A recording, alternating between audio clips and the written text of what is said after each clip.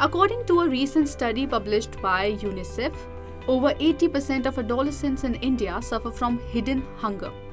It is a deficiency of micronutrients that affects health and learning ability. So, what can be done to overcome this nutritional deficiency? Do we have an alternative to wheat and rice? The answer is yes. And decision makers in India have been trying to bring back that super crop of the year back on the people's platter. Millets slowly faded into sunset over the last 70 years or so. The Green Revolution, which gave a fillip to wheat and rice production, expedited the millet's departure from people's diet. Elderly still know about the health benefits of coarse cereals, and millets, it seems, are making a comeback, thanks to the increased awareness about its health and environmental benefits. Climate change, need for sustainable agriculture practices, and quest for more nutritious food have brought attention back to millets. The United Nations too has declared the year 2023 as the International Year of the Millet, after a proposal by India. Over the years, several state governments have introduced millets into the PDS also. Several FMCG companies are also turning to millets for biscuits and breakfast products. But the prices are a big challenge. So, why are millets expensive? And what can be done to bring it down? It takes a lot more resource to grow rice than millets. But why is millets much more expensive than rice? So because we have been working with millets since 2017, 2018, and this thought was always interesting to me.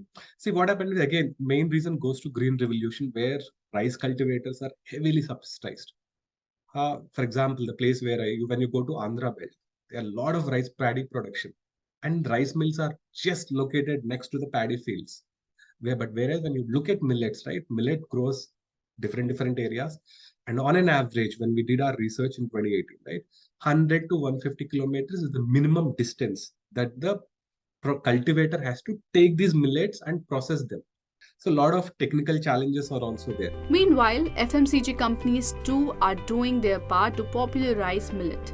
Several millet-based products have started to appear on the consumer market lately, like multigrain bread, nutri-cereal biscuits, multi-muesli, vermicelli, noodles, etc. The range of these products are increasing and new brands are mushrooming. India's biggest consumer food manufacturers have ambitious plans to produce millet-based packaged foods. ITC, HUL, Britannia, Nestle, Tata, and several other startups are expanding their millet-based portfolio.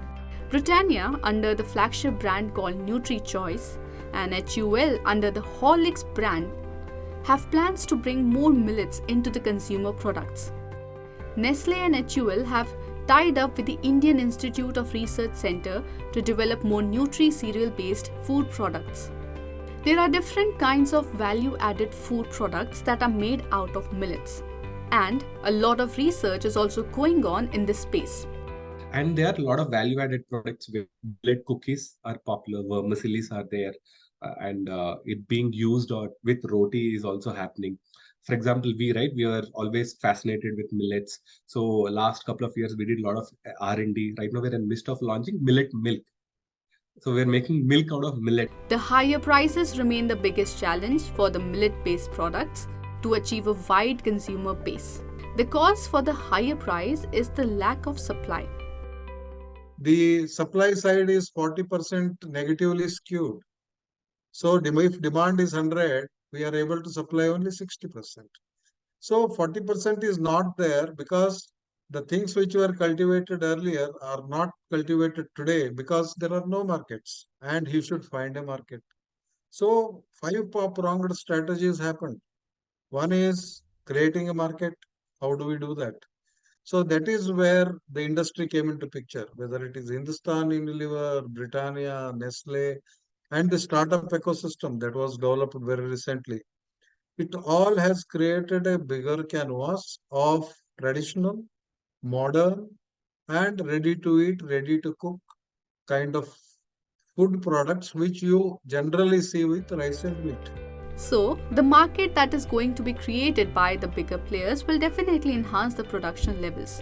This way, the supply and demand balance will be reached, So the price for millet-based products will come down to create a large consumer base. Now, with all the market created, farmer would be convinced that I have a market, I can sell my product anywhere. I have machinery, I can process it, there is no difficulty today. So this thing will attract the farmer to cultivate more, expand the area. Then as the research institutes and all other people teach them good agricultural practices, you have better quality grains, both for domestic use, which is enhanced. When it is enhanced, then the prices would come down. Then anything surplus remaining, then it goes to the export. India is the largest producer of millets. In 2020, India produced 41% of the total millets produced globally. In a written reply, the Union Minister of Consumer Affairs estimated that India will be producing 205 lakh tons of millets in 2023-24. According to experts, higher prices prevented millets from attaining a wide consumer base.